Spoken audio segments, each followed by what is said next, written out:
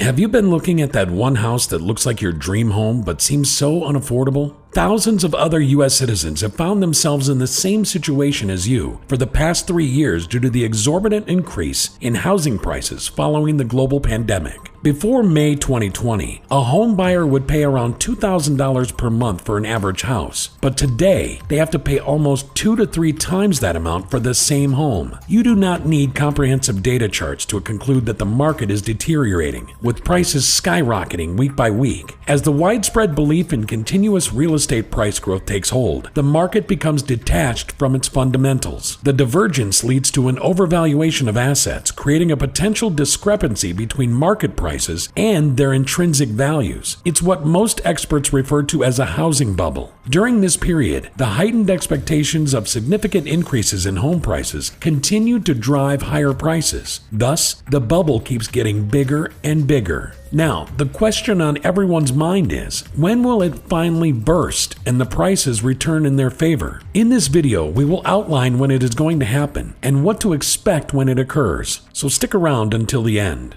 Please support our channel with a thumbs up and don't forget to subscribe to our channel.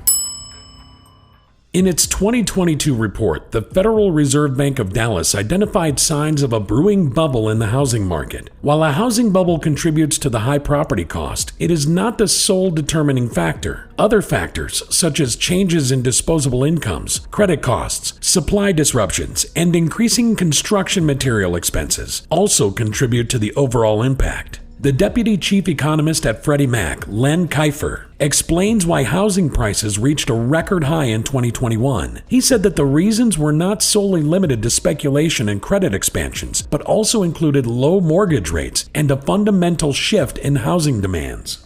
Market changes can be fluid, and the dynamics can fluctuate rapidly. But despite the uncertainty, market experts have still not predicted a market crash in the near future. One thing is for sure, when the bubble pops, we can expect the prices to return to the long-term average, which could be a game changer. Drawing from recent data and expert opinions, let's dive into the lifeblood of the real estate market: inventory. An inventory or supply is undoubtedly one of the most critical data points in the real estate market. Currently, the inventory is in a state of fluctuation. Let's look at the statistics from Altos. As per the report, we likely entered 2023 with the lowest inventory week of the year. If you take a step back and analyze the whole picture, you will see that there were at least 782,000 houses in the U.S. housing market before the pandemic began in 2020. Fast forward to 2023, when we started with 490,000 homes. That's around 39% fewer than the pre-pandemic world. The number is still 67% higher than at the start of 2022, indicating a slow but steady recovery. As we have seen in the past, the real estate market is resilient, adapting, and evolving. Inventory levels are expected to rise as new listings start hitting the market after the holidays. But let's not mince words. The supply is still going to be quite limited. The situation is not as dire as it seems. There's something fascinating about it. You're probably familiar with the typical supply rule. The lower the supply, the higher the expected price. But that is not happening. And this is due to the decrease in demand caused by affordability issues. Mortgage rates have doubled since last year, putting a strain on the purchasing power of the average buyer. This has led to a significant increase in the housing payment for the average home buyer. According to Goldman Sachs, housing affordability will continue to be a challenge for the remainder of the year. So how does it affect the current market? The current dynamics of the housing market are being shaped by two powerful forces: inventory and affordability. The limited inventory is causing prices to rise. On the contrary, affordability issues are causing people to strive to lower costs. The impact of rising mortgage prices is like the sudden eruption of a volcano that had been dormant for years. The Federal Reserve's decision to increase rates in January 2022 has had a significant impact. That was when the serene landscape of a 3% mortgage rate was disrupted by strong winds of 7%, which exceeded everyone's expectations in terms of speed. This seismic shift has caused monthly payments to skyrocket, putting a strain on both home buyers and sellers. Given the high mortgage rates and scarce inventory, investment banks have revised their home pricing mortgage rates with a 2.2% decline in this year from its previous forecast of 6.1% drop in prices. The once hot market is finally cooling down. After a prolonged period, the housing prices may undergo a decline, but let's not forget that these rates are still double what we were seeing only a few years ago, so the challenge of getting an affordable mortgage will remain. Higher borrowing costs have made existing homeowners reluctant to sell the houses they financed when interest rates were lower. This has resulted in a limited supply of homes for sale on the market. The country's housing supply remains limited and will likely continue to be limited in the future. Many homeowners are choosing to stay put, partly due to those who purchased their homes in recent years at record low prices. This, in turn, adds strain to the inventory.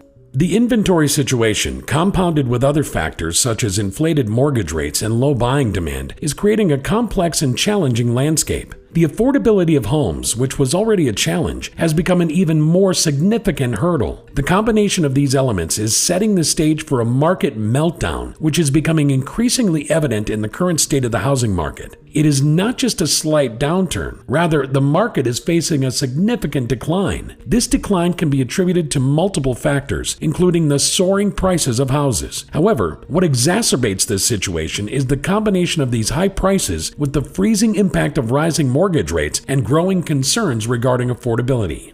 The current market is in turmoil. As we navigate the turbulent waters of the housing market, we find ourselves in a state of uncertainty. So what does the picture look like as we head toward the end of the year? The market is crashing, turning the process of buying a home into a potential nightmare for all. The once sizzling market is now freezing, and the chill is deepening. Industry experts have varying forecasts and speculations. Some predict that mortgage rates will continue to climb, whereas others foresee a gradual deceleration of inflation and stabilized mortgage rates. If you look at it realistically, the turbulent winds still surround the buyers and sellers. The soaring prices have caused banks to incur losses on mortgages, with persistently limited inventory, increased volatility, intense competition, and no anticipated significant price reductions in the near future. The dream of homeownership might seem like a mirage to many, as the situation does not look very promising. So what should you expect?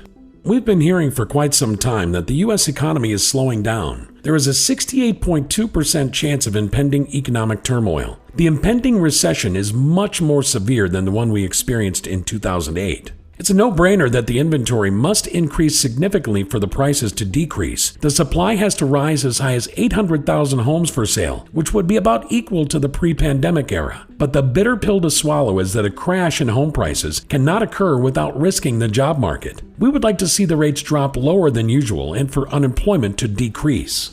The market experts unanimously agree that the Federal Reserve System will pause rates for the rest of the year. As we know, this is a sensitive time. One wrong move can cause the market to plummet and inflation will surge. If the economy takes a turn in the fourth quarter of this year, mortgage rates will rise above 7% this time.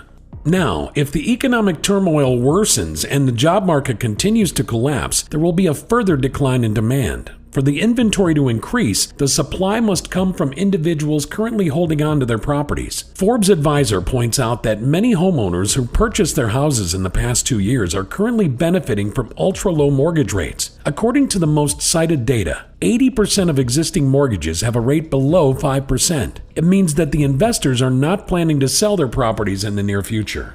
When this capitulation phase peaks, that is when the crash starts heating up and the true panic for the sellers kicks in. With no demands, offers will dry up and the fall will become inevitable. Once the bottom is reached, it'll mark the beginning of a long-awaited cycle reversal. A 15 to 20% decline in rates enables an open buying experience and reduces competition. However, the likelihood of a crash that could return us to the housing market conditions of the pre-pandemic world is very slim. Thanks for watching. Please like, subscribe, and comment below, and watch this one as well.